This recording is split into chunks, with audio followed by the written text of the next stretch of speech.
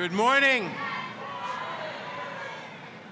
Good morning, and welcome, everyone. What a great day it is in New York City. I'm Congressman Jerry Nadler. It is a great day. It's a great day, and it's so wonderful to see so many friends and colleagues together here fighting for paid family leave.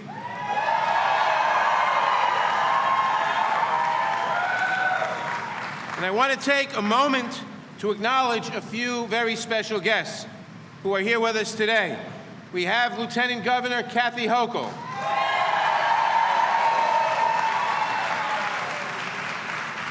and Congresswoman Carolyn Maloney, and Congressman Jose Serrano, and Senator Jeff Klein, and Senator Brad Hoylman, and Assemblyman from this district, Richard Gottfried, and Assemblyman Guillermo Linares, and Assemblywoman Rebecca Seabright, and Assemblywoman Joanne Simon, and Assemblyman David Weprin, and our great Manhattan Borough President, Gail Brewer.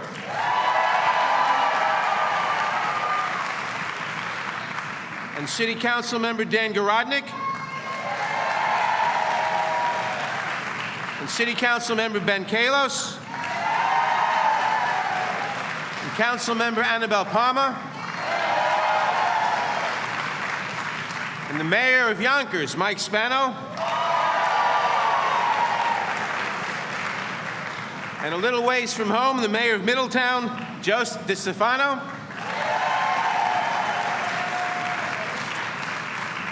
And the Executive Director of the New York State Nurses Association, Jill Ferrillo.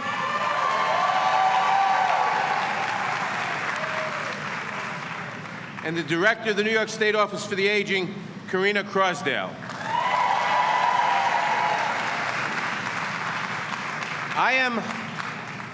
I am both proud and privileged to stand with Governor Cuomo and Democratic leader Nancy Pelosi, my leader, to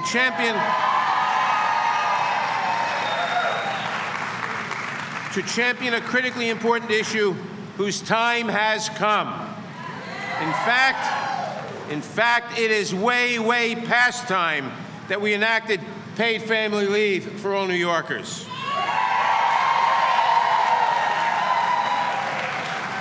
As a strong supporter of paid family leave, I know how important policies like this are and how much of a difference this proposal would make for working families. And that's why a number of us have sponsored similar legislation in Congress, and some of us even when we were in the state legislature. Because I know that every day across this great city and state, mothers are welcoming their newborn babies, parents are getting older, and too many people are sick and struggling. And the bottom line is this: no person should ever be forced to make the impossible choice between caring for their loved ones and sacrificing their basic financial security. And today, we're here to fight for Governor Cuomo's plan so that one day in New York State, working families will no longer have to make that impossible choice. By enacting paid family leave, we can lift up our workers, strengthen our communities, and drive economic growth in this state. We can lift up women, we can lift up minorities, we can ensure that when times get tough, they don't have to turn to public assistance because we have a plan that will support them and will help them stay afloat. Because that is what government does, or rather, that is what government should do. It is a force for good, it can be a force for good, and it can be a force for change, and it can be the driver of opportunity, mobility, and progress for all. And we must see that not only can it be, but that it is.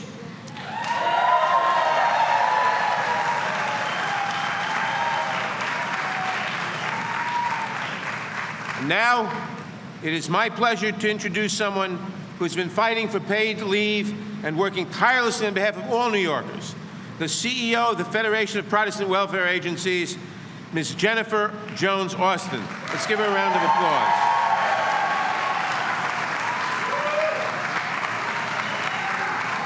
Thank you, and good morning. So it's great to be here with all of you fighting for what? Paid family leave. Paid family leave will make a fundamental difference in the lives of working families across our state. As a mother, I can't stress enough to you how important it is for moms to be with their children when they're born. As the leader of an organization that works to support some of the most vulnerable here in this city, I can't stress enough how important it is to be with family during life's challenging times, the most stressful times, like an illness or a death of a loved one. Just 6 years ago, I was deathly ill, and I depended on my husband and my mother to care for me round the clock. I know how important it is to have a loved one with you when you're facing a harrowing ordeal. And we need to make that possible for everyone. Is that right? Now the critics say, we don't need to pass Governor Cuomo's proposal because the U.S. already has an unpaid family leave policy. But that's a broken argument. And there's no excuse for the status quo. The truth is that for so many working families, taking a leave from work without any kind of financial supports is practically impossible. They're faced with the decision of caring for their loved ones or working to keep their jobs and put food on the table. What's even worse is that this problem is most detrimental to those who are least equipped to face it. All across the city, this state, this nation, the lack of paid family leave is doing the greatest harm to those with the least resources: low-income families, minority families, and women-led households. And that's an injustice, no matter what the critics say. That's why we need to make sure that the state legislature passes Governor Cuomo's paid family leave policy this year. This year, enacting the governor's proposal would move New York forward and create an economy that works for all families, not just those with the greatest resources. That's why I'm proud, and I believe you're proud, to be fighting for paid family leave. And I'm going to urge all of you when we leave this place to call your lawmakers and do the same. So now it gives me great pleasure to bring to the stage the man who's leading the fight, our Governor, Andrew Cuomo.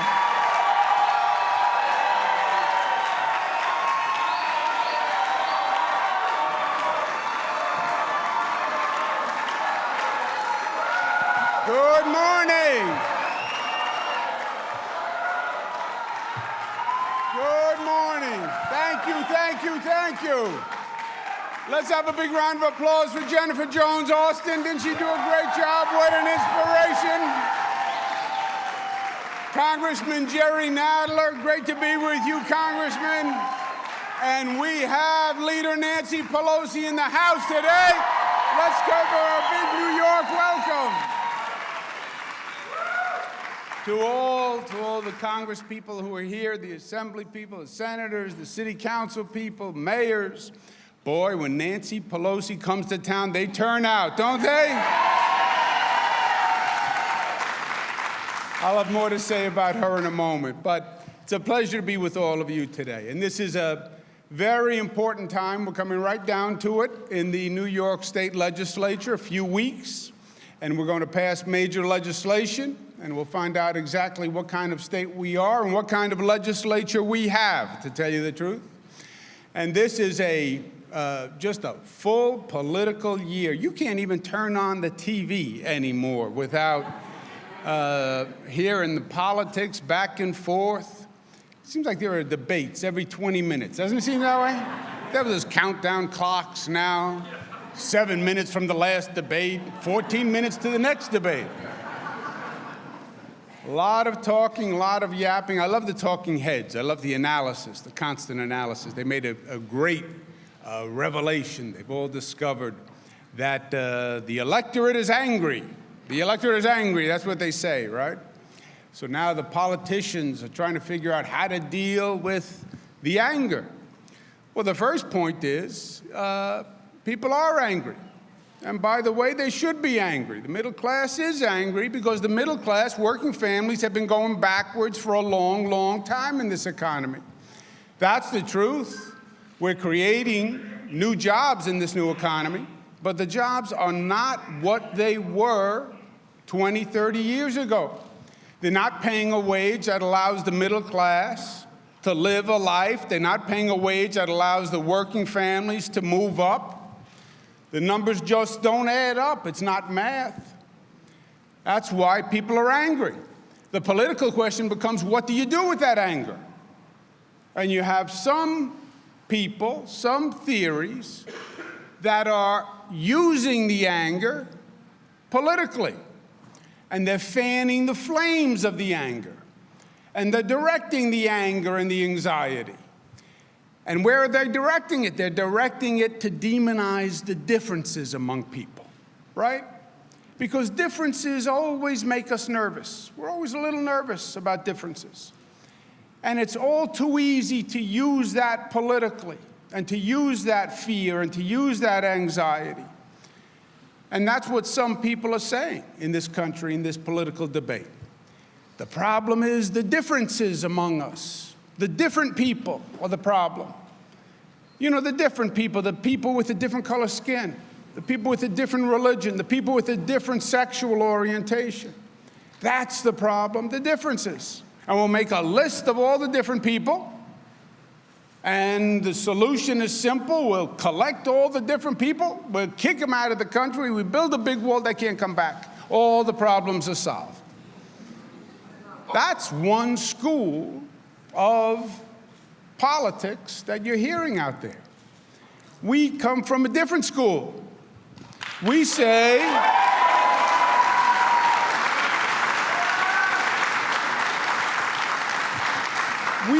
the exact opposite.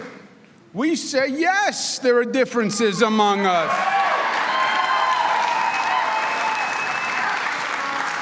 But we're not afraid of the differences. We celebrate the differences.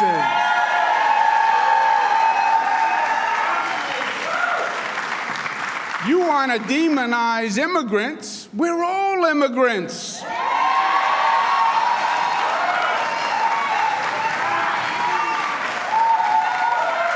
I mean, let them look in a mirror. Who's not an immigrant? Unless you're a Native American, right? You're an immigrant.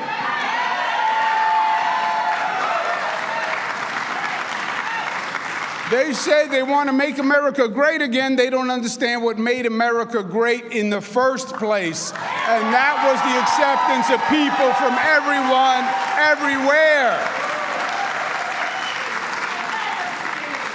So we come from the exact opposite school, and our message is the exact opposite. And we don't want to fan the flames and make it negative. We want to make it positive. We want to make a change. Address the problems of the middle class. Address the problems of the working families. Restore the dream that is America. And we want to do that two ways in New York. First, raise the minimum wage so it pays a decent living, so people can eat and people can pay rent. That's what the minimum wage was all about. When FDR passed the minimum wage law, it was supposed to provide a decent living to people. Because the point was, whatever work you do, we respect the dignity of work. And if you're working full time, you should be treated with respect. That's what the minimum wage is all about.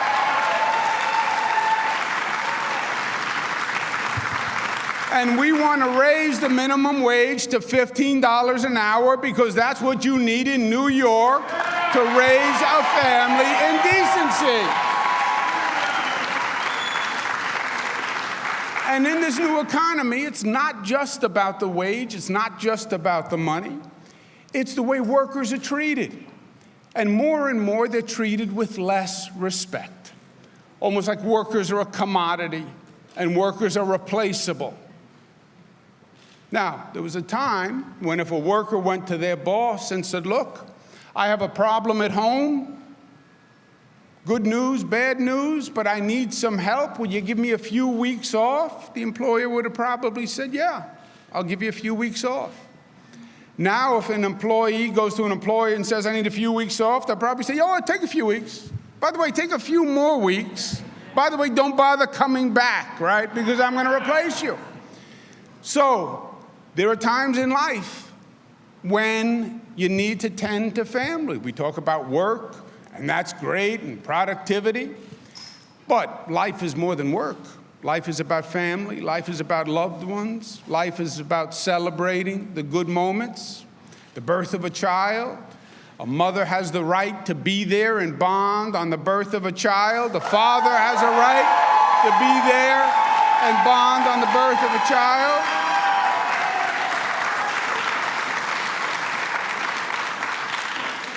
And there are times at the other end of the spectrum on life. There are times when a loved one is sick. What Jennifer Jones-Austin was talking about.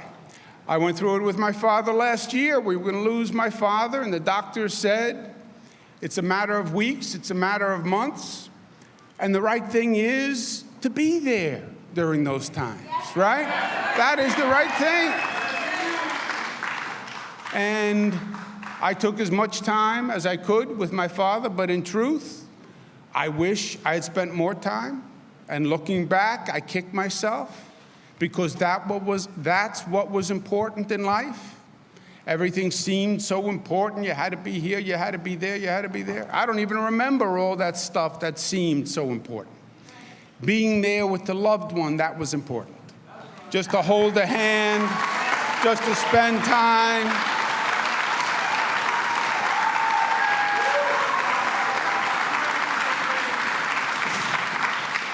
Now we have family and medical leave, which says you can take 12 weeks off, the federal law, thanks to Nancy Pelosi's leadership.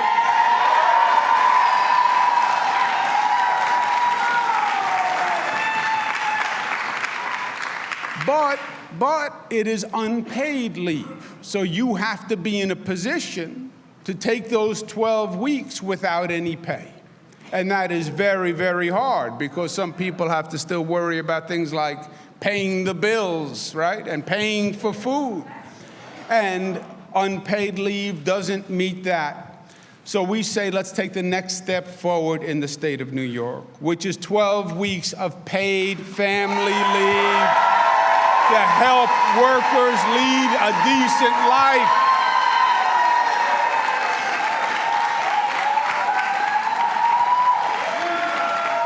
And that is what we want to get passed this year, this session. If we get those two initiatives passed, you put minimum wage together with paid family leave, you're talking about a new reality for millions and millions of workers. You're talking about fairness. You're talking about equity. You're talking about justice. And you're talking about respect and dignity. And that's what this is about. And that's why we are so pleased to lead this fight, because this is not just a New York issue. This is a national issue, because this tension is all across the country. This question of respect and economic fairness and economic justice and economic equality, and a sense that the middle class and the working families have a government that is on their side and understands their problems. This is a nationwide challenge. But that's why New York is so special, because New York has a history of leading the way, not just for New Yorkers, but we lead the way for the entire country. We say the progressive future is that way. And we are going to do it again. We are going to do it again.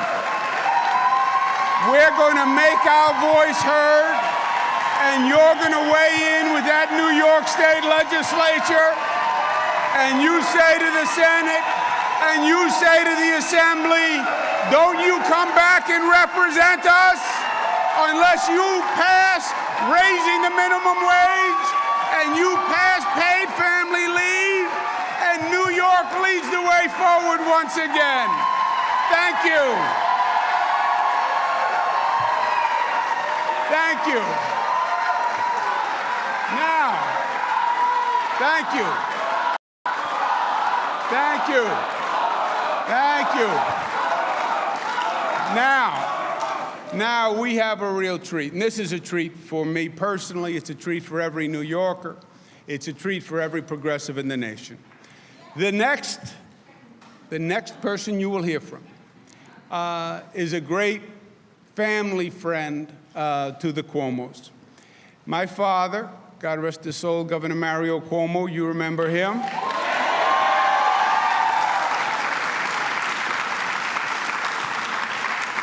My father loved Nancy Pelosi.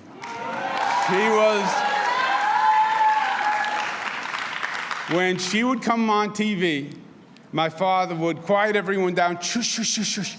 Nancy's on TV. And he respected her courage and her leadership and her values.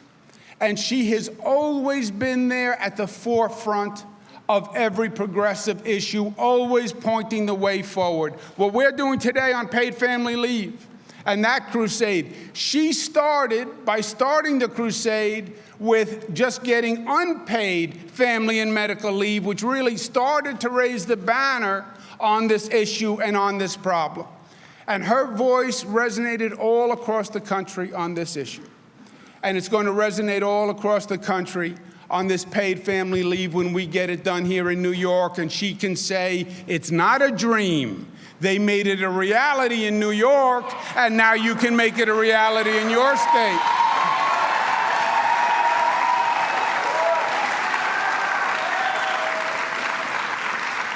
And Leader Pelosi is also our lucky charm. She was here a few months ago. We were having a big fight to pass our sexual assault bill, the most aggressive bill in the United States to end sexual assault on college campuses. And we didn't know if we could get it done. And Leader Pelosi came in, and she led the way, and she got us fired up. And we passed sexual assault on college campuses, and we're going to pass family leave. Let's give a big New York welcome. Get on your feet for Leader Nancy Pelosi. Thank you for your leadership. Thank you for being here today. Ladies and gentlemen, Leader Nancy Pelosi. Thank you. So good.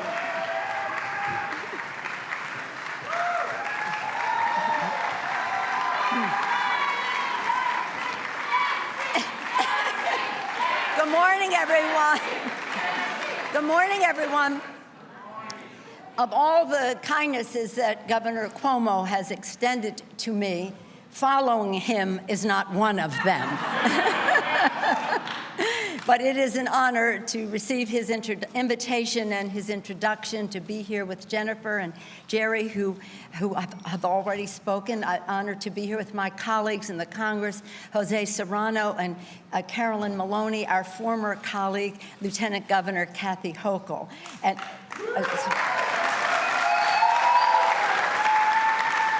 the true VIPs here, in addition to the families that will benefit from all of this, are the members of the state legislature. We're in awe of you. So much of what happens rests on you. It's so wonderful that you're all here. It's an honor to be here with so many members of the official family of New York, because this is really, to the family of New York, very, very important. Governor Cuomo, thank you for your strong progressive leadership of this state. To do so in this particular initiative in memory of your great father, to whom family was everything. The family he grew up in, the family he and Matilda raised, beautiful family, the family of New York, the family of America that we proudly identify with, that he spoke at the Democratic Convention in San Francisco, the family of the world. Mario Cuomo was always about family, and he identified family as each individual family, each individual person. And what our actions as public officials, what progress we made could only be measured in the progress that was made in the families of our communities and our state. So it is appropriate that we are here to honor his memory, his leadership, his legacy, and of course, his son, Governor Andrew Cuomo.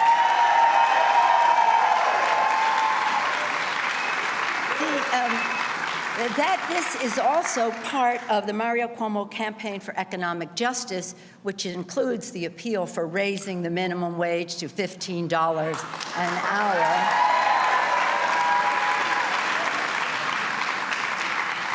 Is so appropriate because, as the governor and others have said, Jennifer said, when nursing, whether nursing a declining person at the end of life, tending to a sick family member, or welcoming a newborn baby, too many Americans face a harrowing choice. They are forced to choose between a day of work that they cannot afford to lose because they won't get paid, and being there at the most important time in the loved one's life. That's why expanding paid family leave is a key pillar of what we in the Congress of the United States have been talking about, and that is, when women succeed, America succeeds.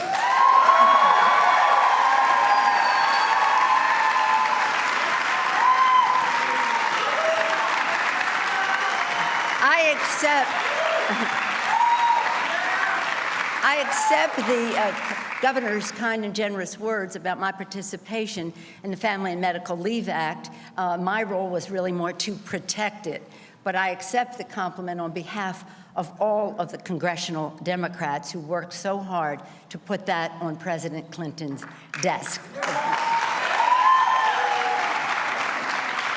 So in our When Women Succeed initiative, Democrats in Congress have put forth 4 key points: fair pay, equal pay for equal work, and raising the minimum wage. And who have been stronger advocates than that outside of officialdom than our friends in organized labor? Thank you for taking the lead on that. All of you. Paid family leave, a key pillar of this 4-legged stool. Pay, paid leave, affordable child care, and strengthening retirement security for those later in life. Now, I just want to tell you this one story. In our When Women Succeed agenda, we've toured all over. We were here at Hunter's College under Carolyn Maloney's leadership. Maybe some of you were there to talk about these 4 pillars. And when we were in Connecticut under Rosa DeLauro's leadership, the godmother of all of this, we invited a woman to talk about her personal struggle, a single mom who now had a full-time job and was taking care of her family. And we said, tell us your story. And when she got up, she said, I'm not going to tell you my story. I'm going to tell you what I see every day as a school bus driver. Every day I pull up to the curb and I know what's going to happen. I see moms with tears, parents, mostly moms, with tears in their eyes. And I know that they are going to put a sick child on the bus because they have absolutely no choice. They can't take off, they have no paid family leave. They can't take off a day of work because they can't afford to lose the pay. And as the governor said, you take too many of those days off and you don't ever have a job. You don't have that job. So they risk losing their jobs. They can't possibly afford child care. No paid leave, too low a pay to be able to afford to lose a day of work or to pay for affordable child care. No choice but to put a sick child on the bus. That's not good for that child. It's not good for the other children on the bus. It's not good for the classroom that child will arrive at. It's not good for the United States of America. The greatest country. Again, I'm referencing the governor. The greatest country that ever existed in the history of the world does not have paid leave, paid family leave. How could it be? The only industrialized country in the world that does not guarantee paid family leave. That is absolutely unacceptable. For us to grow our economy, this is even bigger. I mean, if you're just speaking from a pragmatic sense and not a personal way, for our economy to grow, this must change. California was the first in the nation to enact a paid family leave initiative, and we're very happy to see that that in New York today, well, when it happens, but in New York City today, we're talking about even going past California. We have...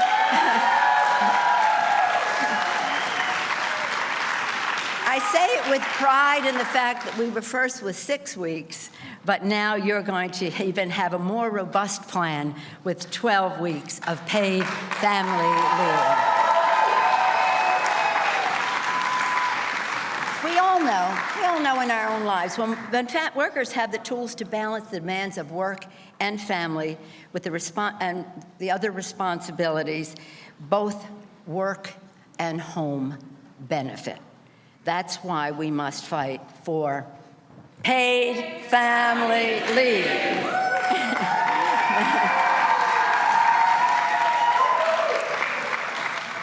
From coast to coast, we are shining a bright light on the urgency of meeting the needs of working families. Congress must follow New York and California's lead on leave. Lead on leave.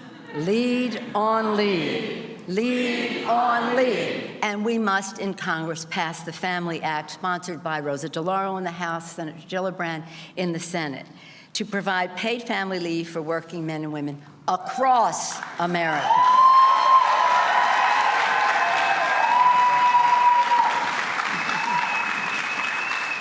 Action is what all American families need. You hear these campaigns, these debates, as the governor said, it's either a few minutes since or a few hours before the next one. And one of the big distinctions between the two, as the governor referenced, is our attitude toward immigration. We, on the Democratic side, are mostly all in agreement in the debates that I see between our two wonderful candidates that immigration is the constant reinvigoration of America. Every immigrant who comes to America with hopes, dreams, aspirations, optimism, courage to make the future better for their family. That optimism is what America is all about. So when those immigrants come, they make America more American.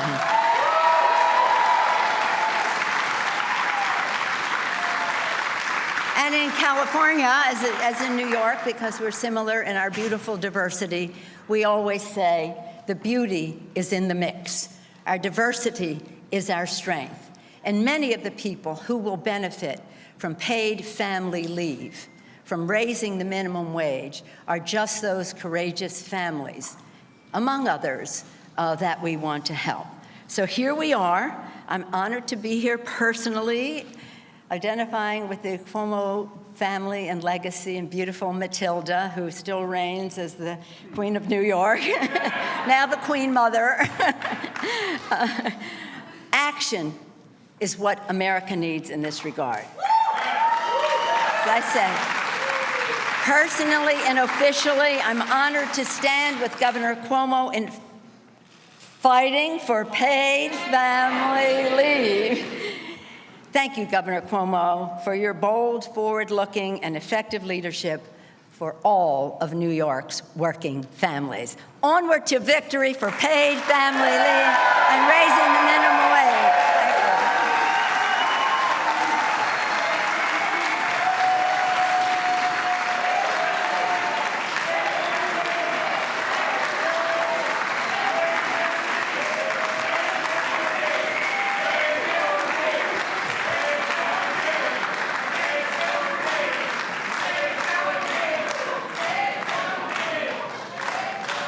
Thank you. I want to thank our great governor for leading this fight, our great former and future speaker for joining us and for leading the fight in Washington,